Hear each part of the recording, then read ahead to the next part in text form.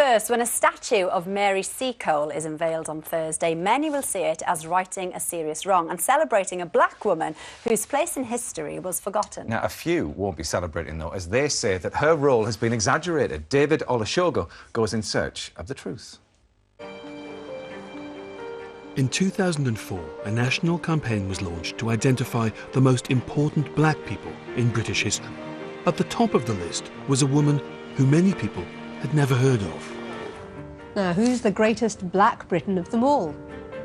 Well, the winner announced today is Mary Seacole. Mary Seacole was a Jamaican woman who nursed injured and wounded soldiers during the Crimean War back in the middle of the 19th century. She's buried here in Kensal Green in London, and until she won that poll back in 2004, this was one of the only memorials to her. Since the poll brought her back into British consciousness, Mary Seacole has been added to the national curriculum, celebrated with a blue plaque on her former home in London, and now a statue is being erected in her honour. But the story of Mary Seacole has also unleashed conflict and controversy. Because Mary Seacole made her name in the Crimean War, she has, perhaps inevitably, been compared to Florence Nightingale. And there are those today who claim that her contribution wasn't significant enough to merit a place in our history books. So what is the truth about Mary Seacole? Historian Helen Rappaport has been researching Seacole's work in the Crimea at the Wellcome Library in London. Well, she set up this general store, but more importantly, she also ran a kind of informal clinic. So anyone who felt unwell could go and get a dose of medicine for their stomach upsets or have a wound stitched or even a bullet removed. She could certainly do those things. Was she a qualified nurse? Well, of course not, because it was Florence Nightingale who instituted training for nurses after the Crimean War. She was a nurse in the kind of more broad sense of a caregiver, someone who mopped the fevered brow. We know about Mary Seacole's impact in the Crimea because British soldiers wrote about her in their journals and letters home. This is from the journal of William Cattle, a British medical officer. He says, her fame as a doctress for cholera and diarrhoea are spread all over the camp.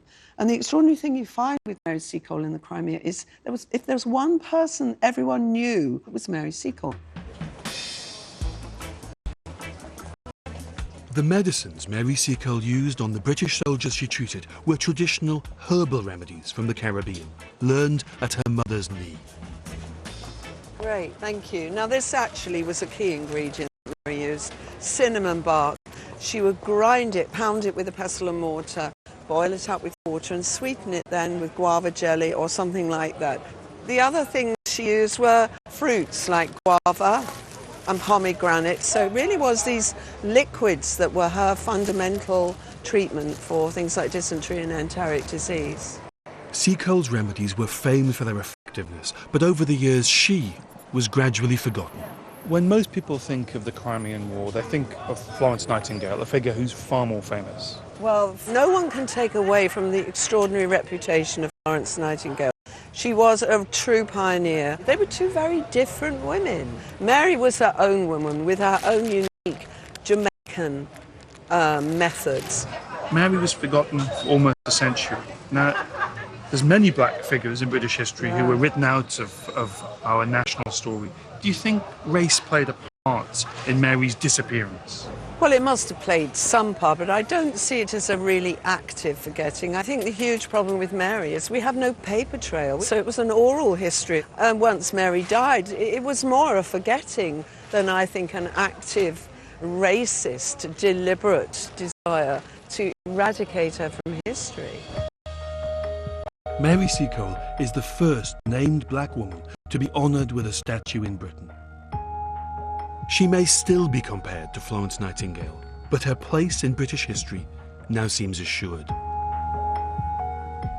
I think we should remember Mary Seacole in her own right and for her own achievements. Both she and Florence Nightingale made unique contributions, but there's plenty of room in our historic memory of the Crimean War for both of them.